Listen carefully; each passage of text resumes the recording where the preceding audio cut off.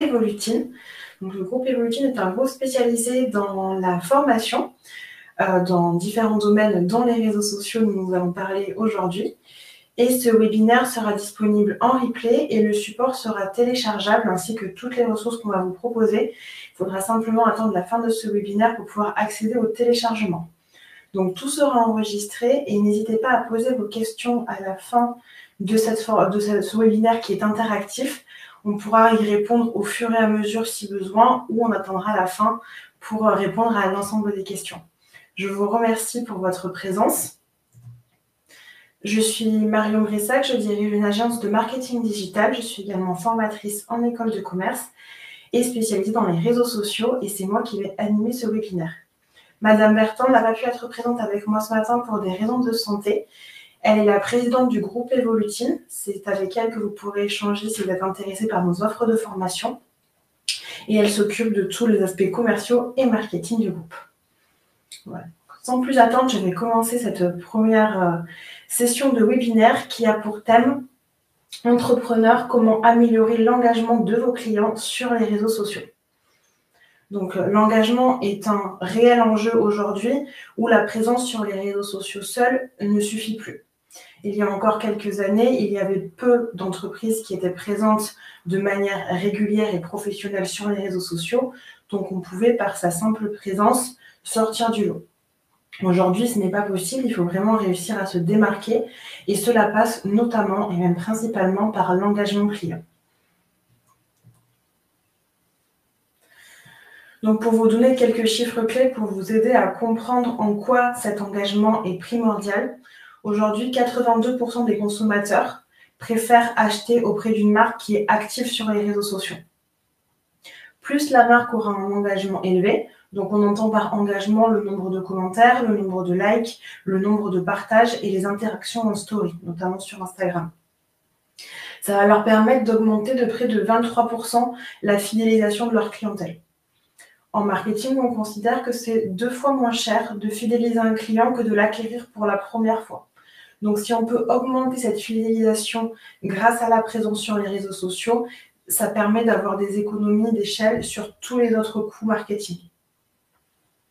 Donc, un des exemples de réussite, c'est la marque Zara, qui certes est une marque de fast fashion très connue, qui n'aurait presque pas besoin de communiquer puisque les gens y vont assez spontanément. Et pourtant, grâce à une utilisation intensive d'Instagram, avec parfois plusieurs posts par jour, ils ont réussi à maintenir une interaction très régulière de leur communauté avec des commentaires récurrents, des réactions aux stories, des repartages, des clients qui se postent avec des vêtements, qui proposent des tenues.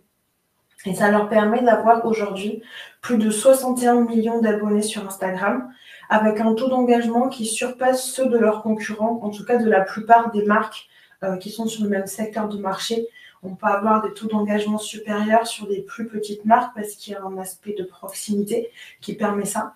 Mais sur une marque comme Zara, on est sur des chiffres qui sont inédits et qui leur permettent d'être toujours présents.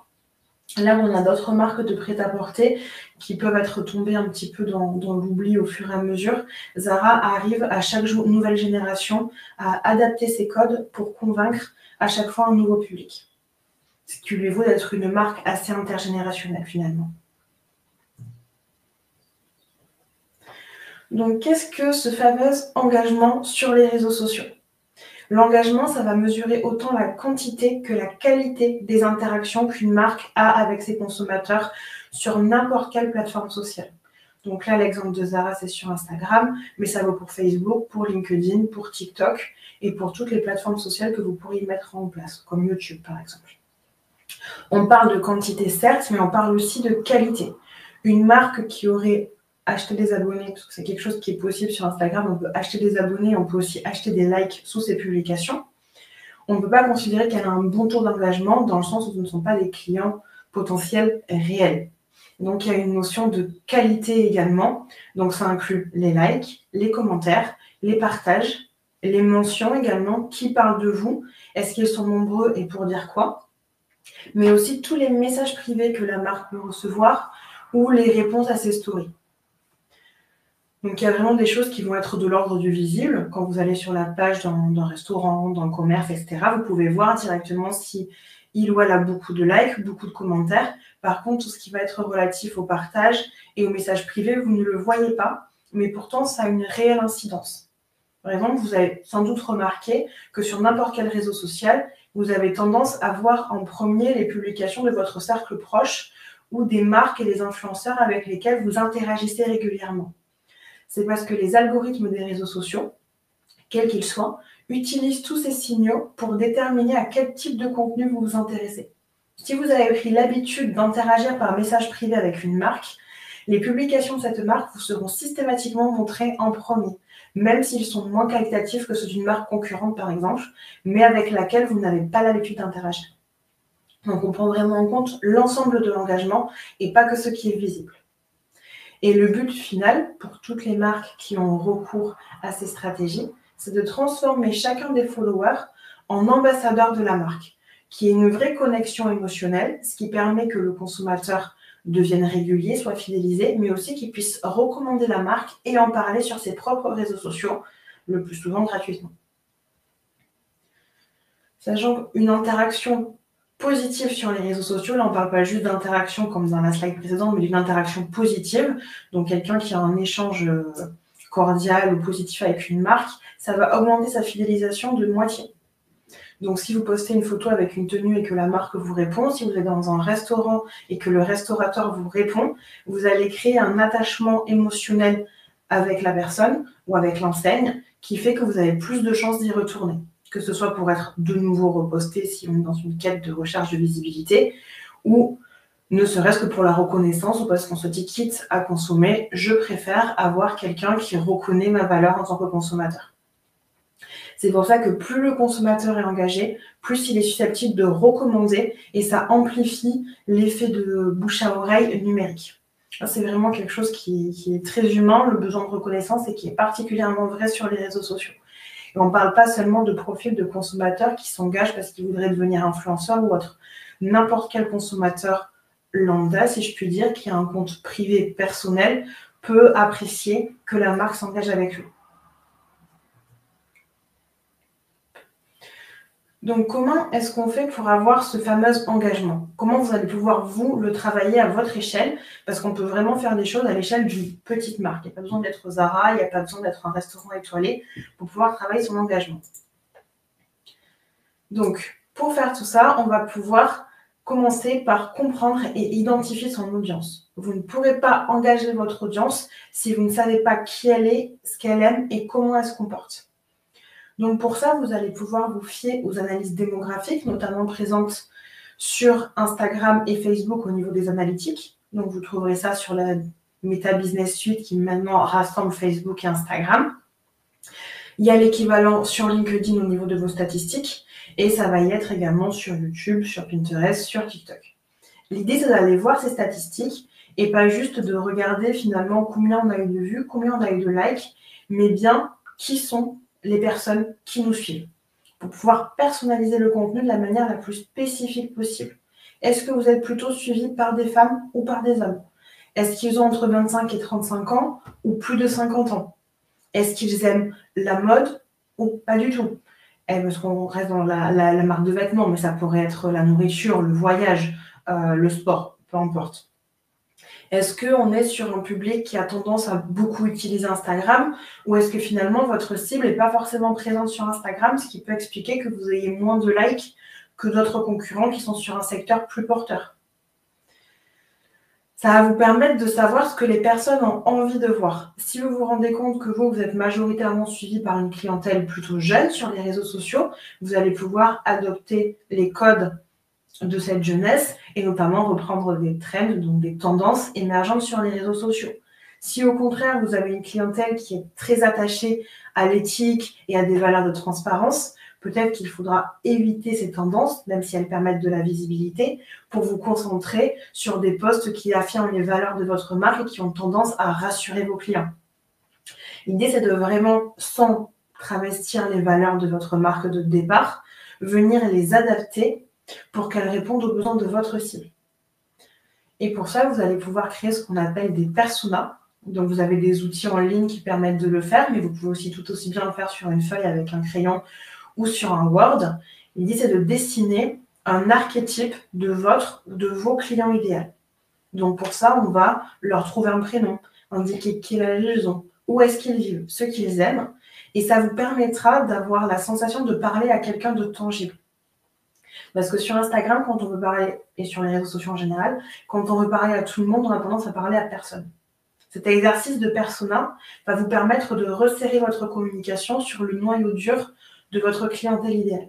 Et ça fonctionne si vous êtes prestataire de services comme moi ou si vous vendez des produits ou des expériences, du massage, etc.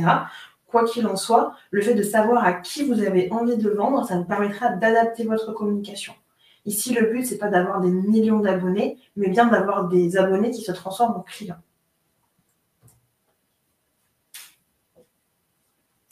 Donc, une fois qu'on a réussi à identifier le profil idéal de notre client ou de notre abonné sur les réseaux sociaux, on va pouvoir avoir recours à des petites techniques qui permettent de booster l'engagement. Tout ce qui va être question ouverte, qui va inciter à l'interaction et à donner son avis. Généralement, quand on pose une question, dans les premiers temps d'encontre, vous l'avez peut-être expérimenté de votre côté, on a un peu l'impression de parler tout seul. Et on se dit, c'est ridicule de poser une question si personne ne me répond. Mais pourtant, si vous ne le faites pas, les gens vont avoir très peu tendance à s'engager d'eux-mêmes. Il va y avoir un minimum de personnes qui vont avoir envie de juste vous féliciter pour vous féliciter, en dehors de vos proches. Donc, au maximum, vous leur posez des questions, plus il y a de chances qu'ils aient envie de s'engager. Et si sur les 2, 3, 4 premières semaines, ils ne s'engagent pas, ça ne veut pas dire qu'ils ne le feront jamais. Il faut vraiment poursuivre dans cette logique d'appel à l'action, de poser des questions. Et vous pouvez aussi, notamment sur Instagram et sur TikTok, utiliser des stickers directement sur vos contenus vidéo ou dans vos légendes depuis peu sur Instagram qui permettent de poser des questions. Les personnes auront toujours plus de facilité à s'engager sur des boutons, sur des sondages, sur des petits quiz qu'à mettre en commentaire directement. Donc au maximum, vous pouvez créer des petits éléments comme ça interactifs qui facilitent l'interaction. Plus vous aurez de facilité à démarrer des conversations. Et quelqu'un qui aura l'habitude de répondre à vos sondages pourra devenir quelqu'un qui a l'habitude de commenter et ainsi de suite. Sachant que le monde appelle le monde, si vous commencez à avoir des commentaires, les autres suivront. Donc, essayez au maximum d'avoir des réponses qui soient le plus personnalisées possible. On est d'accord que ce n'est pas possible dans toutes les typologies d'entreprises. Si vous prenez la gestion d'un compte qui a des millions d'abonnés et des centaines de milliers de messages quotidiens, comme pour avoir une star, un artiste ou une grosse marque, il devient compliqué de répondre à tout le monde individuellement.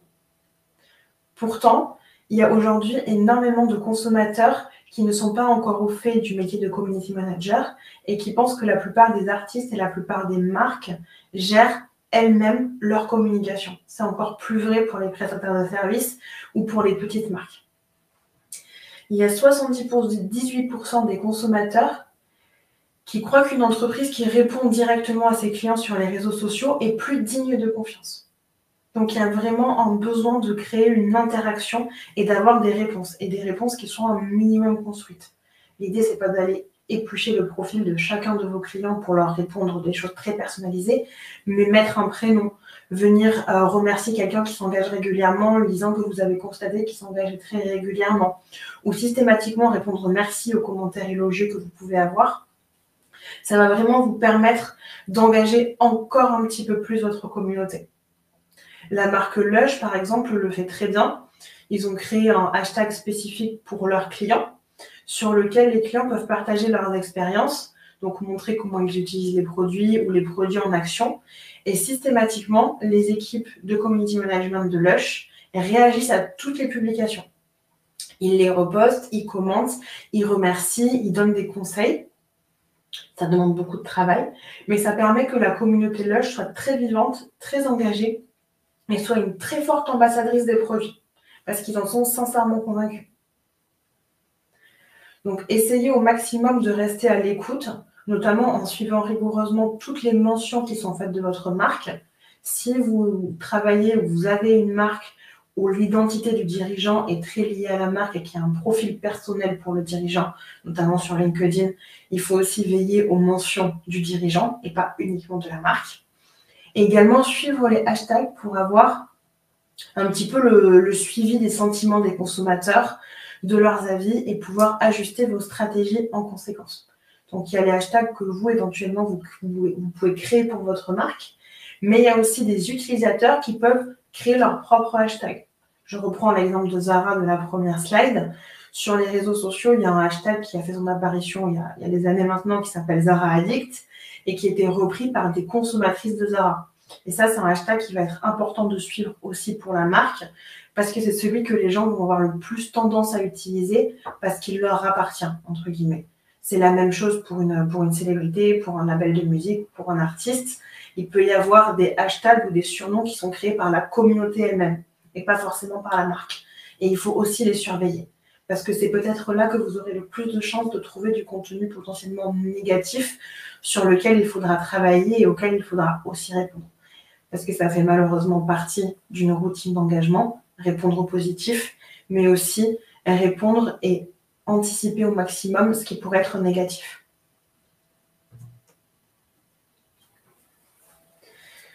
Une autre astuce pour avoir un maximum d'engagement, et celle-ci est presque la plus évidente, mais la plus complexe à mettre en place, c'est faire en sorte de travailler au maximum son contenu.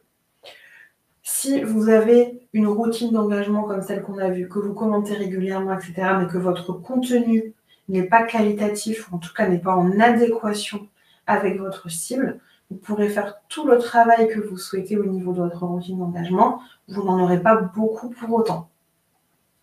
Donc, on essaye au maximum de créer du contenu en le diversifiant notamment. Aujourd'hui, toutes les plateformes, y compris TikTok, qui traditionnellement était que sur la vidéo et qui maintenant s'est mis à la photo, LinkedIn, Facebook, Instagram, tous ces réseaux sociaux-là proposent de nombreux formats, et plus seulement de la photo, plus seulement du texte. Aujourd'hui, sur Instagram, par exemple, un post vidéo obtient 38% de plus d'engagement en moyenne qu'un post photo. Les carousels qui combinent un petit peu d'images et de vidéos de type GIF, par exemple, voient leur engagement, lui, augmenter de moitié par rapport à une publication unique. Ça s'explique par deux choses, et ça pour n'importe quel réseau social. Il y a une vraie volonté des plateformes de se disputer des parts de marché entre elles. Donc, Instagram a beaucoup boosté la vidéo pour contrer TikTok qui est en train de prendre des parts de marché. Et TikTok est en train de booster la photo pour devenir une vraie alternative à Instagram. Donc, les algorithmes de ces réseaux sociaux vont avoir tendance à booster et à offrir plus de visibilité aux contenus innovants, ou en tout cas aux nouveaux contenus qu'ils essayent de mettre en avant. Donc, les utiliser quand ils arrivent sur les plateformes, c'est plutôt une bonne idée. Mais il y a aussi le fait que les consommateurs ont de moins en moins de temps disponible et d'attention. Les légendes sont de moins en moins lues. Les carousels pédagogiques sont encore utilisés, mais parce que justement, ils ont un format court, succinct et résumé qui est apprécié par les consommateurs. Et la vidéo est le format qui fonctionne le mieux parce que c'est le plus dynamique et c'est celui sur lequel on peut offrir un maximum d'infos en un minimum de temps. Et on peut les regarder plusieurs fois, les enregistrer pour plus tard, etc. Donc, on essaye, on teste les formats. Il va forcément y avoir une période où vous allez peut-être tester la vidéo et vous vous rendrez compte que par rapport au temps que ça vous demande, l'engagement ne suit pas et revenir au carrousel. Ou au contraire, ne faire que des carousels, tester la vidéo, voir sa visibilité exploser et intégrer petit à petit la vidéo. Quoi qu'il en soit, il faut qu'au maximum, vous essayiez de tester et de varier le type de format. Vous pouvez faire des vidéos dans les coulisses de votre entreprise. Vous pouvez faire des vidéos tutoriels si votre secteur d'activité s'y prête. Faire des carousels pédagogiques si vous êtes prestataire de services. Donc, on va offrir des informations gratuitement pour essayer de convaincre des clients potentiels. On peut aussi faire des carousels tout simplement où vous mettez en scène vos produits. Ou si c'est des vêtements, ça peut être porté par des mannequins. Si c'est un restaurant, ça peut être les plats. Des avant-après pour montrer les bénéfices de votre service ou de votre produit. Quoi qu'il en soit, il faut que vous essayiez au maximum de varier les produits, de varier les formats, de manière à obtenir la meilleure interaction possible et aussi de ne pas lasser votre cible. Vous-même, en tant que consommateur, sans doute, vous devez suivre des marques, des prestataires de services, pourquoi pas des concurrents. vous voyez bien que si vous voyez systématiquement les mêmes publications qui reviennent encore et encore, vous allez avoir tendance à vous lasser et vous allez soit vous désabonner, soit complètement vous désengager. C'est-à-dire que vous allez rester abonné, mais vous deviendrez un abonné fantôme, si je puis dire, qui ne like jamais, qui ne commente jamais. Et petit à petit, vous ne verrez même plus les publications. Puisqu'aujourd'hui, on voit une part infime de nos abonnements réellement dans nos pages d'accueil sur les réseaux sociaux.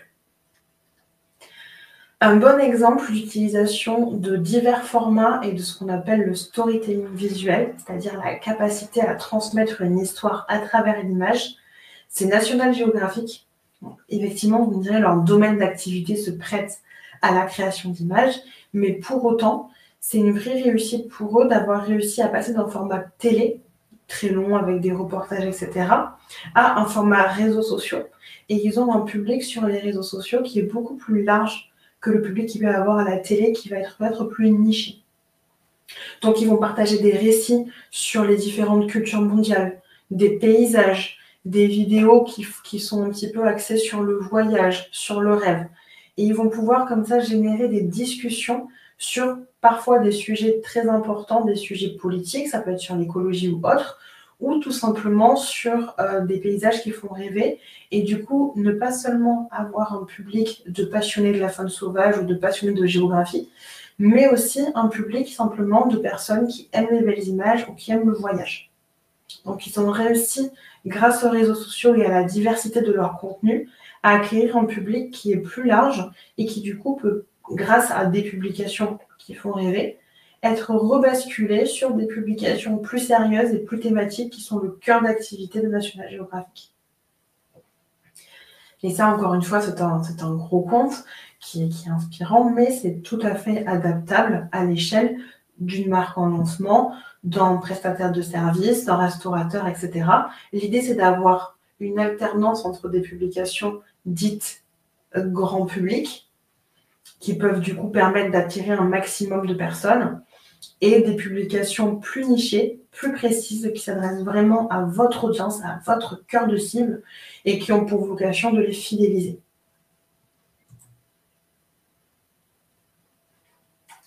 Donc quand on a tout ça à faire, ça peut paraître assez long, rébarbatif et compliqué.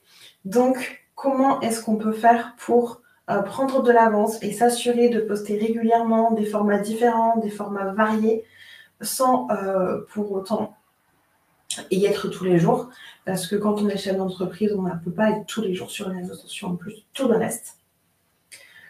Donc, il faut essayer au maximum d'être dans une logique de planification pour pouvoir s'assurer de la régularité. Les entreprises publient pour la plupart au moins une fois par jour sur Instagram, mais également sur les réseaux sociaux en général. Et ça leur permet de voir leur nombre d'abonnés croître 2 fois plus vite que les entreprises qui publient moins fréquemment. L'idée, ça va être de trouver une récurrence qui vous convient. Si pour vous, publier tous les jours, vous savez très bien que vous allez y arriver peut-être les 2, 3, 4 premiers mois, puis si la marque décolle, vous n'allez plus pouvoir, partez sur une fois tous les 2 jours ou 3 fois par semaine. L'idée, c'est de vraiment pouvoir s'inscrire dans la durée. Si vous vous engagez envers vous-même, certes, mais vous vous engagez à poster 3 fois par semaine, continuez à poster 3 fois par semaine, même si au début les publications ne fonctionnent pas, même si ça vous demande du temps, même si ça vous épuise. C'est vraiment cette récurrence-là qui permettra de créer de l'interaction. Il n'y a rien de pire au niveau des algorithmes, mais aussi au niveau des clients potentiels, qu'une marque qui publie tout feu tout flamme pendant des semaines et puis qui disparaît complètement. Ça donne l'impression que la marque peut-être s'est arrêtée, qu'elle est en sommeil ou alors qu'elle a déposé le bilan. À une époque où on a malheureusement beaucoup de petites entreprises qui ferment, c'est souvent cette image-là qu'ont les comptes qui sont un petit peu abandonnés, si je puis dire. Par contre, il n'y a pas de mal à arrêter un réseau social. Ce que je veux dire, c'est que si vous vous rendez compte que vous êtes sur Facebook, sur Instagram, sur TikTok et sur LinkedIn, que ça vous demande énormément de temps, que vous n'arrivez pas à être assidu et que finalement, l'un de ces réseaux ne vous rapporte rien en termes de visibilité, en termes de clients, alors que les autres sont en train de décoller, ce n'est pas grave de ne pas être partout. Il vaut mieux se dire que vous ne partez que sur 1 ou 2 réseaux sociaux sur lesquels vous serez très engagé et vous serez très actif, plutôt qu'être un petit peu là partout et beaucoup nulle part. Surtout qu'on doit répondre aux commentaires, répondre aux messages, etc. Donc ça peut vite demander beaucoup de travail. Donc à moins de travailler pour une marque nationale qui a une volonté de grande visibilité et qui du coup doit un petit peu saturer, si je puis dire, le marché, il n'y a pas de problème à arrêter et à mettre de côté un réseau. Et il vaut mieux complètement le fermer que laisser un profil à l'abandon qui donne une mauvaise image de marque. Donc ce que vous pouvez faire pour vous assurer d'être justement présent sur ces réseaux, c'est utiliser des outils qui permettent de programmer les posts. Donc là, j'ai mis Buffer, mais il y en a d'autres qui existent. Il y a Outsuite, etc.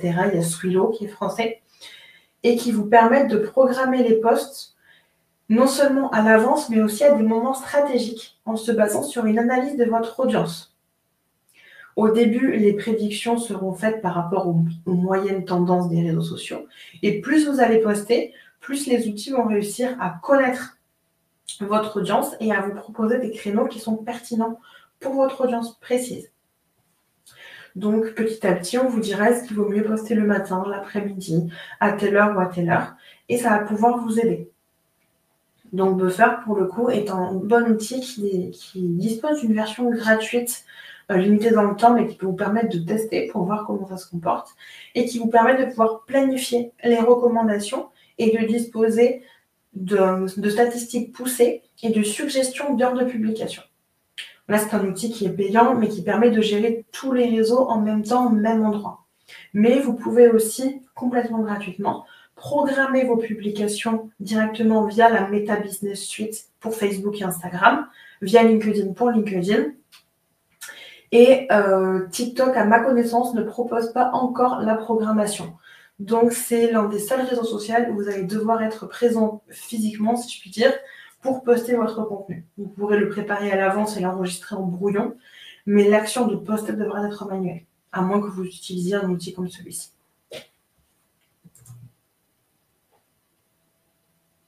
Donc, un autre outil dont je vous parlais d'automatisation et de gestion, c'est l'outil Outsuite, qui permet pour le coup d'avoir une seule interface de gestion pour tous les réseaux et un comparatif entre les différents réseaux.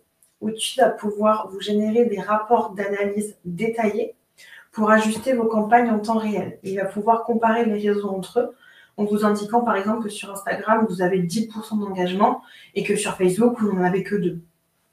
Ou l'inverse. Et ça vous permet vous aussi d'arbitrer entre les différents réseaux et de voir ceux sur lesquels il est le plus utile que vous mettiez du temps, de l'énergie et pourquoi pas de l'argent si vous voulez sous-traiter en partie votre visibilité.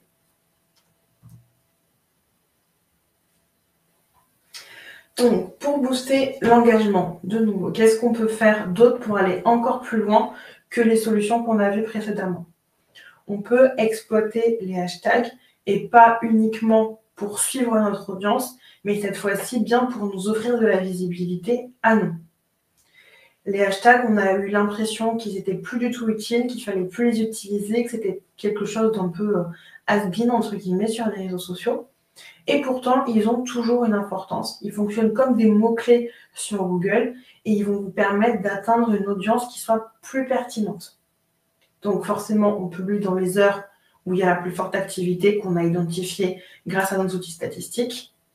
Et on essaye également de mettre des hashtags qui sont spécifiques à notre cœur d'activité ou à notre zone géographique ou à nos produits, nos valeurs. Ça va vous permettre, inutile de mettre 10, 15, 20 hashtags. Vous pouvez en mettre 5, c'est suffisant. Mais mettez-en tout de même, surtout en phase de lancement. Vous allez me dire, oui, mais telle grosse marque, tel gros compte ne met jamais de hashtag. Ils peuvent se le permettre parce qu'ils ont déjà une communauté qui est grande, qui est acquise. Pour se faire découvrir, il faut à un moment donné utiliser les outils que les plateformes nous proposent et les hashtags en font partie. Donc en publiant à des heures de forte activité avec des hashtags pertinents, vous pouvez augmenter votre engagement de près de 22%. Donc ça veut dire plus d'interactions, plus de visibilité et donc plus de chances de vendre à vos clients potentiels. Ce qui fonctionne aussi très bien, c'est la collaboration. Que ce soit des posts directement identifiés collaboration comme on peut faire sur Instagram ou tout simplement des posts faits par des tiers qui sont influenceurs ou autres sur vous.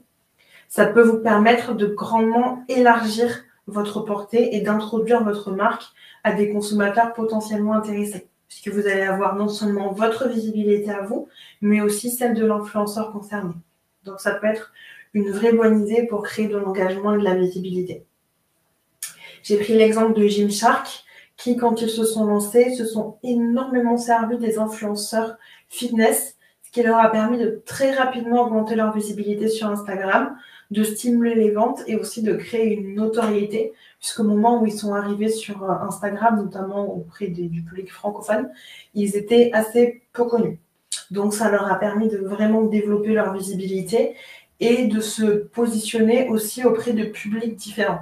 C'est-à-dire qu'ils ont collaboré aussi bien avec des influenceuses féminines, pas spécialement dans le sport, pour se faire connaître du grand public, qu'avec des influenceurs fitness ou des sportifs, afin de toucher cette fois-ci un public vraiment averti et potentiellement très intéressé par leurs produits.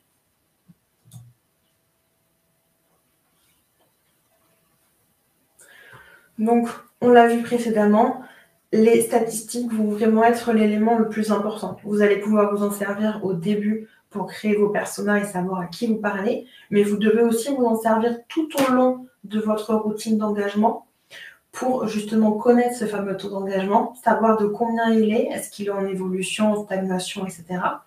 Ça va vous permettre de connaître réellement l'engagement de votre audience, savoir ce qui leur plaît, savoir ce qui les intéresse. On considère qu'un taux supérieur à la moyenne d'Instagram, qui est de 4,7, est un bon taux d'engagement. Je mets une nuance, ceci dit, sur ce chiffre.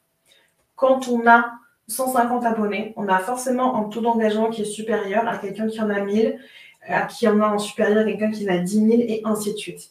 Quand vous voyez des posts de très grosses marques ou de gros influenceurs, ils ont tendance à avoir un taux d'engagement qui est très bas, mais qui représente quand même des milliers, voire des millions de personnes. Mais ils ont tellement d'abonnés que ce pourcentage-là va être réduit. 4,7, ça va être un pourcentage adapté à un compte de moyenne envergure. Donc, ils ont un compte qui commence à avoir un petit peu plus de 1000 abonnés, mais qui n'en a pas forcément 10 000 non plus. Donc, c'est globalement le cas de la plupart des marques, des entrepreneurs qui commencent à avoir un compte un petit peu développé sur les réseaux. Vous aurez rarement, voire même jamais, plus de 10 à 15% de taux d'engagement. Parce que, en tout cas, sur la durée. Sur un post, ça peut être le cas. Sur une action de communication, ça peut être le cas. Mais sur la durée, c'est très compliqué d'engager toute sa communauté parce que toute votre communauté ne verra pas toutes vos publications. Avec le fonctionnement aujourd'hui des réseaux sociaux et la moyenne de personnes que l'on suit, qui est souvent supérieure à 150 personnes, c'est impossible, même en passant son temps sur les réseaux sociaux, de voir et de s'engager avec 150 comptes différents. Donc, n'hésitez pas à utiliser les outils statistiques, donc d'Insight, qui sont fournis par l'ensemble des réseaux sociaux, qui vont vous permettre de comprendre votre visibilité, mais aussi de comprendre comment s'engage votre audience. Sur Instagram, par exemple, vous pourrez savoir combien ont cliqué sur le lien dans votre profil pour aller sur votre site internet, combien ont cliqué sur votre adresse mail, combien ont essayé de vous appeler. Et ça va vous permettre de savoir si vos abonnés sont réellement actifs et engagés ou s'ils sont un petit peu passifs, ils regardent, mais globalement, une fois qu'ils ont vu, ils ne font pas grand-chose. Donc, prenez réellement le temps, chaque semaine dans l'idéal et à minima chaque mois, de faire le point sur vos statistiques et de regarder quel est le post qui a le mieux fonctionné et celui qui a le moins bien fonctionné, pour comprendre quels sont les types de contenus que vos clients idéaux attendent de vous. Donc, si vous voyez que systématiquement, c'est le contenu vidéo qui, toutes les semaines, est le plus vu, mettez votre énergie sur du contenu vidéo. Si vous voyez que toutes les semaines, vous essayez de poster une photo pour présenter un produit sur une photo statique et que toutes les semaines, vous avez une visibilité qui est très moyenne sur ce post-là, réfléchissez peut-être à passer sur un format carousel ou à travailler avec une influenceuse pour mettre en scène le projet. Donc, on peut, une fois qu'on a toutes ces infos, faire des ajustements et des améliorations basées sur les données. Excusez-moi pour le bruit en fond. L'important, c'est d'être le plus adaptable possible. Il va y avoir des aléas, forcément, et vous ne pourrez pas systématiquement tout maîtriser. Il peut y avoir un poste que vous avez beaucoup travaillé, qui est exactement comme tous les précédents, et qui ne va pas fonctionner. Ça arrive. Mais au maximum, vous identifiez et vous faites régulièrement des vérifications de votre base de données et de vos statistiques, plus vous pourrez avoir des tendances générales. En ne vous concentrant pas seulement sur un poste qui a marché ou un poste qui a justement moins marché, vous pourrez avoir des tendances globales sur les sujets qui fonctionnent, sur les horaires qui engagent le plus. Et ça vous permettra d'un mois sur l'autre de pouvoir peaufiner et affiner. C'est notamment ce que fait très bien Netflix. Il se base sur toutes les données d'engagement qu'il peut avoir non seulement sur les réseaux sociaux, mais aussi sur sa plateforme pour adapter ses campagnes et cibler les spectateurs avec des contenus qui soient personnalisés. Il va y avoir des sorties un petit peu phares sur Netflix, des séries qui veulent vraiment mettre en avant, et dans ce cas-là, ils vont booster le même contenu à tout le monde. Par contre, ils vont aussi avoir la capacité de savoir que, par exemple, vous êtes un homme de 35 ans qui vit en ville, donc il sait qu'en moyenne, ces utilisateurs qui vous ressemblent regardent plutôt telle série. Donc vous allez avoir une publicité ciblée sur telle série. Moi, à contrario, qui suis une femme, j'aurai peut-être une autre série. Quelqu'un de plus jeune aura peut-être encore une troisième série. Et ça, Netflix, ils sont vraiment très forts là-dessus et ils peuvent le faire parce qu'ils ont énormément de data grâce à leur plateforme. Mais il n'empêche que c'est un vrai bon exemple de personnes qui adaptent leur communication par rapport à leur cible et à ce que leur cible a envie de voir. Et pourtant, on pourrait se dire que Netflix, grâce à sa très grande visibilité, sa très grande notoriété, n'a pas besoin de faire ça. Pour autant, ces dernières années, avec l'arrivée d'autres plateformes comme Amazon, Disney, etc., ils ont perdu en visibilité. Donc, ils ont vraiment besoin, plus que de notoriété, de créer un vrai engagement.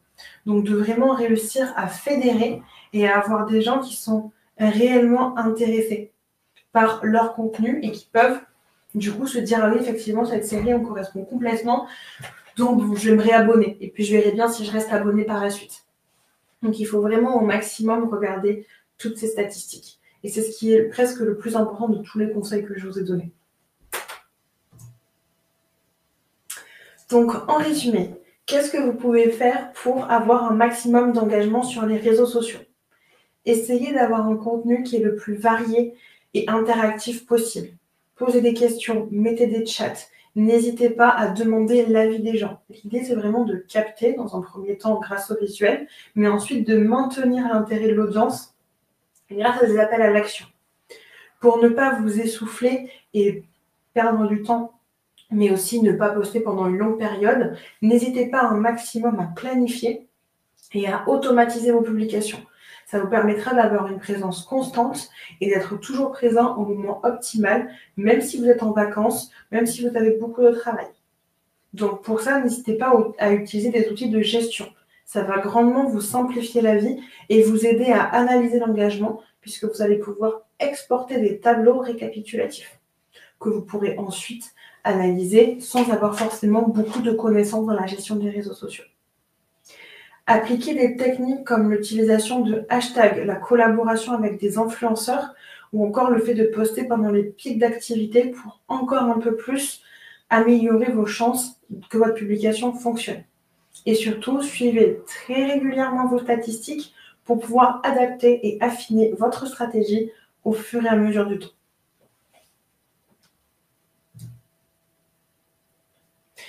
Si ce webinaire vous a intéressé et que vous voulez aller plus loin et avoir encore plus d'infos sur les réseaux sociaux et surtout sur la manière dont votre entreprise ou votre business peut se servir des réseaux sociaux pour développer sa visibilité et développer ses ventes, nous offrons à tous les participants à ce webinaire un e-book que vous pourrez télécharger directement en cliquant sur le lien qui sera dans la présentation que vous pourrez télécharger dès la fin de ce webinaire. Donc cet e-book complet vous permettra d'avoir un récapitulatif de ce qu'on s'est dit aujourd'hui, mais également beaucoup plus d'infos sur les collaborations avec les influenceurs, sur le type de contenu à produire et sur les méthodes que vous pouvez mettre en place pour améliorer votre visibilité sur les réseaux sociaux. Donc, avez-vous des questions par rapport à cette présentation, par rapport à vos cas concrets que vous rencontrez peut-être dans vos business ou sur les réseaux sociaux en général? Il nous reste encore un petit peu de temps. Donc, n'hésitez pas à me poser toutes vos questions afin que je puisse, du coup, y répondre. Hop, je vais regarder sur le chat.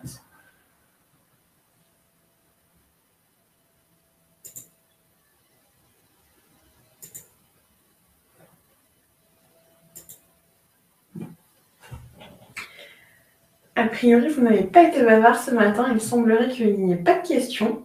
Donc, je vais attendre peut-être une petite minute de plus au cas où vous soyez en train de les taper. Et sinon, je vais pouvoir clôturer ce webinaire. Dans tous les cas, si vous avez... Ah, super, une question. De Camille. En cas de création d'une société de service à deux, vaut-il mieux utiliser le profil personnel de chaque dirigeant ou bien créer une page pour la société de service? Alors, ça va dépendre du réseau social que vous visez, Camille. Si vous voulez passer par exemple par LinkedIn, il va être préférable dans un premier temps de capitaliser sur les profils des deux dirigeants, quitte à créer en plus une page globale, mais les profils ont plus de visibilité sur LinkedIn. Par contre, si vous êtes présent sur d'autres réseaux comme Facebook ou Instagram ou même TikTok, c'est mieux d'avoir une page globale pour l'ensemble de l'entreprise, pour une communication qui soit plus claire et plus corporate. Donc, c'est plutôt pour LinkedIn. Donc, dans ce cas-là, pour LinkedIn, l'idéal, ça serait que vous créiez une page globale pour votre société de service, mais que vous l'utilisiez uniquement, si je puis dire, pour poster des choses corporate, de la promotion de produits, de la promotion de vos services. Et par contre, que pour l'acquisition de visibilité, les posts plus pédagogiques, etc., vous utilisiez vos profils personnels.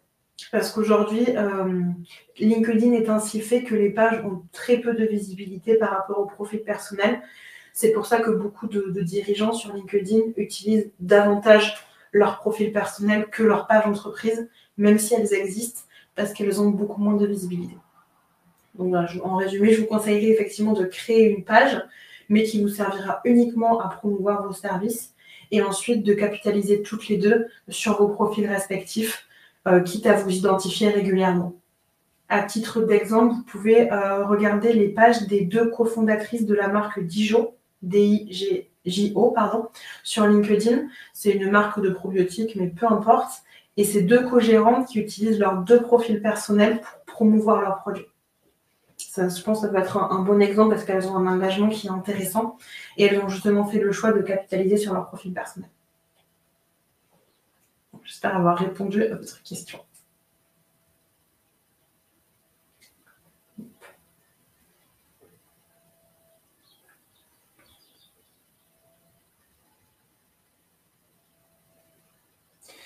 Quelles sont les meilleures façons d'encourager les clients à interagir avec notre contenu sur les réseaux sociaux? Donc, au maximum, utiliser des contenus engageants, forcément, comme on l'a vu, que ce soit des vidéos ou des carousels, mais aussi en faisant des appels à l'action et en utilisant énormément les outils qui sont fournis par les plateformes, notamment les sondages ou les quiz, qui permettent d'avoir un engagement, je dirais, facilité. C'est aussi rapide de répondre à un quiz que de simplement liker une story ou liker un post, puisqu'on va quand même être dans un univers où tout va très très vite, surtout sur les réseaux sociaux. Donc au maximum, vous rendrez l'engagement facile par le biais de quiz, de sondages, etc. Au maximum, vous pourrez les encourager à interagir et petit à petit les pousser à s'engager encore un peu plus. Et à chaque fois que vous avez une interaction, dans l'idéal, on répond, on remercie, on valorise et on fait une réponse personnalisée, ce qui fait que votre client aura tendance à vouloir s'engager parce qu'il y a une forme de reconnaissance de son engagement. Comment déterminer les meilleurs hashtags? Alors, pour déterminer les meilleurs hashtags, vous pouvez soit utiliser des outils dédiés, certains que je vous ai présentés le proposent, soit tout simplement vous rendre, selon votre secteur d'activité, ça va être plus ou moins facile, mais si vous voulez des hashtags pour Facebook, c'est assez peu utilisé, donc on va prendre pour Instagram plutôt, vous allez aller sur les profils de vos concurrents, mais aussi sur les profils éventuellement d'influenceurs dans votre domaine d'activité. Ça peut aussi être d'office de tourisme, etc. Et vous allez regarder les hashtags qu'ils utilisent le plus. Et au moment où vous cliquez dessus, vous allez voir du coup la page spécifique du hashtag et voir le nombre de publications qu'il y a. Donc, est-ce qu'on est vraiment sur un hashtag où il y a des millions de publications ou un hashtag où il y a seulement 10 publications et l'interaction moyenne sur ces hashtags-là. Donc, si vous avez, par exemple, un hashtag qui colle parfaitement avec votre cœur d'activité et vous voyez qu'il y a quelques milliers de publications et qu'en général, elles ont un bon taux d'engagement, ça va être un hashtag intéressant. A contrario, si sur le hashtag, vous vous rendez compte qu'il n'y a que 10 publications, c'est sûrement que c'est un hashtag qui est très peu utilisé et donc qui a très peu de visibilité. Et dernière possibilité, sur le hashtag, il y a des milliers, voire des millions de publications. C'est qu'on est souvent sur un hashtag qui va être saturé ou en phase de le devenir.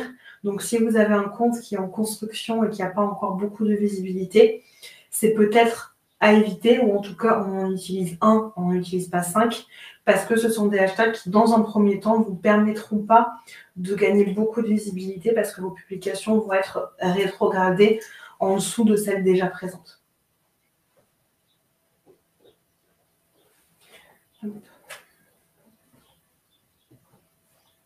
Est-ce qu'il y a d'autres questions, des personnes qui voudraient affiner des questions qu'ils ont déjà posées au cas où je n'ai pas répondu complètement à leurs besoins? Et avec plaisir, Camille.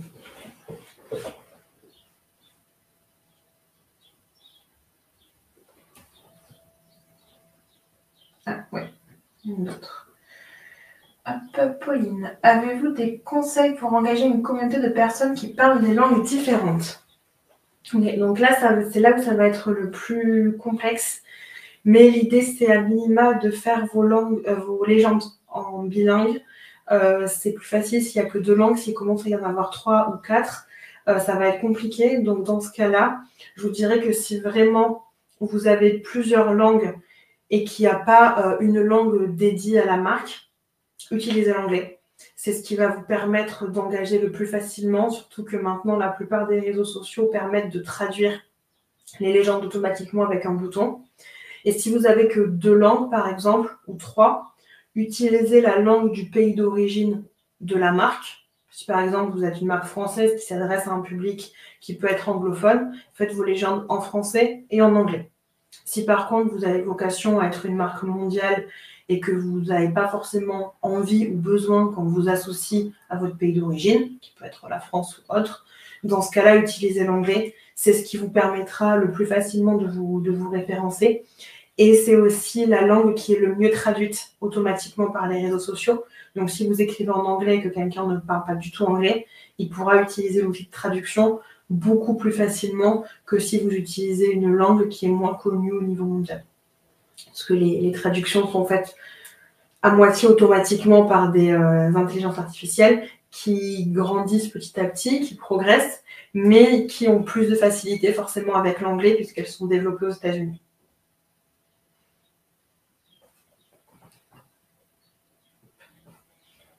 Avec plaisir, Valérie et Pauline, merci pour vos questions.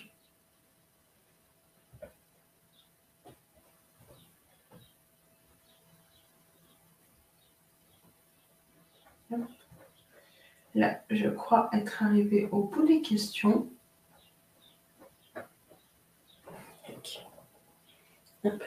Je vais passer à la slide suivante. Je laisse le chat ouvert. Donc, si jamais il y a des petites questions aux dernières minutes, n'hésitez pas, il nous reste encore un petit peu de temps.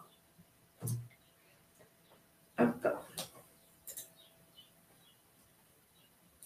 Et dans tous les cas, si vous avez des questions qui vous viennent après, si vous êtes intéressé peut-être par une formation plus complète sur les réseaux sociaux ou tout simplement que vous voulez échanger sur ce webinaire ou sur l'e-book que vous pourrez télécharger, n'hésitez pas à nous contacter, donc par mail à l'adresse contact@groupeevolutim.com, par téléphone ou à visiter notre site internet où vous pourrez retrouver différents e-books thématiques, que ce soit sur les réseaux sociaux, sur la vente, l'entrepreneuriat en général et de nombreuses autres thématiques.